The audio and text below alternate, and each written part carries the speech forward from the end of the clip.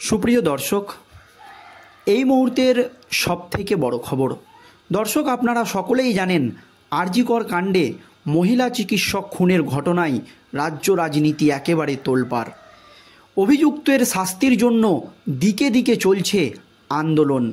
বহু হসপিটালে স্ট্রাইক করেছে ডাক্তাররা।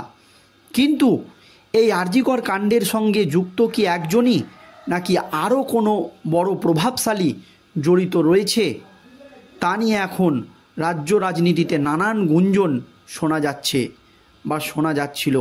আর এই আর.জি. কর কাণ্ড নিয়ে সময় যত গড়াচ্ছে তত নতুন নতুন এবং চাঞ্চল্যকর তথ্য সামনে আসছে।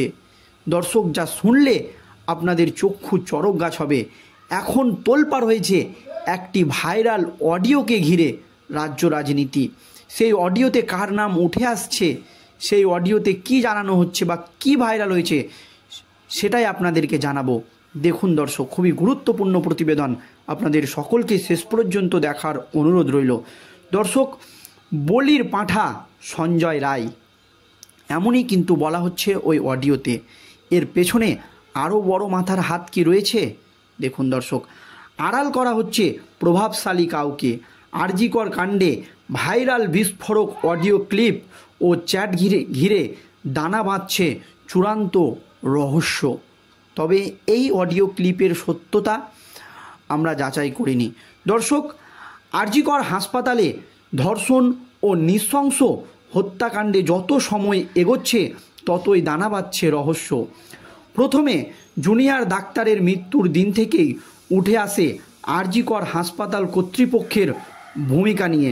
প্রথম বক্তৃতায় মৃতার পরিবারকে বলা হয় অসুস্থতা, পরে আত্মহত্যা, তারপরে মিডিয়ার সামনে 1-to-1 ইনডিটেন্স, যা কিনা বেলা বাড়তেই বদলে গেল ধর্ষণ ও খুনের ঘটনায়।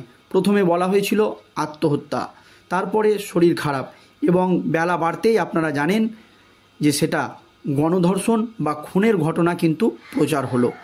প্রাথমিক ফরেনসিক তদন্তে উঠে এলো এই ঘটনার নৃশংসতা। মৃতার শরীরে একাধিক আঘাত, পাশবিক অত্যাচারের তথ্য, আর গোটা ঘটনায় 72 ঘন্টা কাটতে না কাটতেই ধর্ষণে বদলে উঠতে শুরু করেছে। শুধু ধর্ষণ নয়, গণধর্ষণেরও তত্ত্ব। শনিবার সকাল থেকেই এই বিষয় নিয়ে প্রশ্ন তুলতে শুরু করেন চিকিৎসকদের একাংশ। ঘটনায় একাধিক অসঙ্গতি প্রশ্ন তুলেছিল আমজনতার মনেও। জোরালো হতে শুরু করে রাজ্য জুড়ে জুনিয়র ডাক্তারদের প্রতিবাদ, চলছে কর্মবিরতি। আর এই সব কিছুর মধ্যেই রবিবার বিকালে ঘটে গেল বিস্ফোরণ। ভাইরাল হয়ে পড়ল আর.জি. করের এক জুনিয়র চিকিৎসকের সঙ্গে পিজিটির কথোপকথনের অডিও ক্লিপ। শুধু তাই নয়, ভাইরাল হয়েছে সিনিয়র চিকিৎসকদের হোয়াটসঅ্যাপ গ্রুপের একাধিক চ্যাট। যদিও এই অডিও ক্লিপ ও ভাইরাল চ্যাটের সত্যতা যাচাই আমরা করিনি, তবে আর.জি. করের ইন্টার্ন মহিলা চিকিৎসকের এই নারকীয় অত্যাচার ও মর্মান্তিক পরিণতি যে ক্রমশই রহস্যের আকার নিয়েছে তা বলার অপেক্ষা রাখে না। এবার শুনুন দর্শক, ওই ভাইরাল অডিওতে কি দাবি করা হয়েছে। দর্শক, আর.জি. কর হাসপাতালেরই এক ইন্টার্ন ওই ভাইরাল ভিডিওতে মারাত্মক দাবি করছে অন্য একটি মেডিকেল কলেজের পিজিটি ডক্টরের সঙ্গে তার এই ফোনালাপ ভাইরাল হয়ে গিয়েছে। ওই ভাইরাল ভিডিওতে কি বলছেন আর.জি. করের ইন্টার্ন এবং ওই পিজিটি শুনুন। পিজিটির প্রশ্ন ছিল, আর.জি. করে কি হয়েছে, ঘটনাটা বল। জবাবে আর.জি. করের ইন্টার্ন বলেন, আর.জি. করের পুরো আন্দোলন মেকি, প্রিন্সিপাল এবং তার লেগরা এই আন্দোলন তৈরি করে চালাচ্ছে, উল্টো পাল্টা মন্তব্য করছে।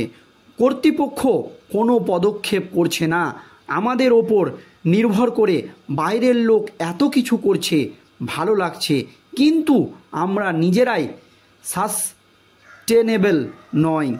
কালকে একটা ভিডিও এসেছে, একজন সিভিক ভলেন্টিয়ারকে গ্রেপ্তার করা হয়েছে, তাকে বলির পাঁঠা করা হয়েছে। হাসপাতাল কর্তৃপক্ষ চেয়েছিল আমরা যাতে ওটা ভুলে যাই। ওরা তো জানে না এটুকু আইকিউ রয়েছে যে এটা ওর পক্ষ থেকে করা সম্ভব কিনা। পোস্টমর্টম রিপোর্টে যে ইনজুরি রয়েছে দিদির, তাতে একজনের কাজ নয়, কমপক্ষে 2 বা 3 জন জড়িত রয়েছে। এরপরই পিজিটির প্রশ্ন, কারা হতে পারে, তোরা কি সন্দেহ করছিস? জবাবে ইন্টার্ন বলেন, দাদা আমরা সন্দেহ করছি এটা ইন্টার্নের কাজ। যে ইন্টার্নের বড় মাপের রাজনৈতিক ব্যাকগ্রাউন্ড রয়েছে, পরিবারের সদস্যরাও যথেষ্ট উচ্চপদস্থ। নাম নিতে পারবো না, তাতে আমার সমস্যা হয়ে যাবে। পিজিটি বলেন, নাম নিতে হবে না। এরপরেই আরজি করের ইন্টার্নকে ওই অডিওতে বলতে শোনা যাচ্ছে, খারাপ লাগছে, আমাদের ব্যাচমেট এরকম করতে পারে, তাকে নিরাপত্তা দিতেই এই গেম খেলা হচ্ছে। গোটা আন্দোলন কলেজ কর্তৃপক্ষ চালাচ্ছে। একটা খারাপ সময় কেউ যদি তোমার পাশে দাঁড়ায়, সে যখন সরে যায় সব কিছু ভেঙে পড়ে। সেটা হবে কাল কিংবা পরশুর অপেক্ষা। দাদা সবার কাছে আমাদের আবেদন, আমাদের ওপর নির্ভর করবেন না। সাধারণ মানুষ, অন্যান্য কলেজগুলি যেন আমাদের পাশে থাকে। আরজি কর থেকে কিছু আশা করবেন না। যেখানে অভিযুক্ত লুকিয়ে রয়েছে সেখানে আমাদের কিছু আশা করো না। নিজেদের মতো আন্দোলন করে যাও, আমাদেরও কথা শুনো না। জেনারেল বডির বৈঠক নিয়ে গড়মিষি করা হচ্ছে। প্রিন্সিপাল এসেছেন, ওখানে কেন রাতে ঘুমাবে? সেমিনার রুম কি ঘুমানোর জায়গা? সেখানে সিসিটিভি ফুটেজ লোপাট হয়ে যাচ্ছে। পুলিশ এসে প্রথমে বলছে আত্মহত্যা, সেখানে কাউন্সিলিং কমিটিতে সাইকিয়াট্রিস্ট ডিপার্টমেন্টের প্রধানকে রাখা হয়েছে এটা প্রমাণ করতে যে দিদি মনোরোগী ছিল। আমার সঙ্গে অনেকবার দিদির কথা হয়েছিল, দিদি একদম স্বাভাবিক ছিল। প্রসঙ্গত আরজি কর কাণ্ডে এই ভিডিও ভাইরাল হয়ে যাওয়ার পরই তরুণী চিকিৎসকের ধর্ষণ খুন নিয়ে বহু প্রশ্ন উঠে যাচ্ছে। যদিও আমাদের তরফ থেকে এই অডিওর সত্যতা যাচাই করা হয়নি। দর্শক, এই অডিওর সত্যতা একেবারেই যাচাই করা হয়নি। তবে এই অডিও ক্লিপে যে দাবি করা হচ্ছে সেগুলো কিন্তু চাঞ্চল্যকর একেবারে দাবি, এবং সত্যিই কি প্রচুর প্রভাবশালী মূল অভিযুক্ত? এই অডিও ক্লিপ শুনে আপনাদের কি মনে হচ্ছে? অবশ্যই আপনাদের মতামত কমেন্ট বক্সে জানাবেন। ভিডিওটি শেষ পর্যন্ত ধৈর্য সহকারে দেখার জন্য ধন্যবাদ।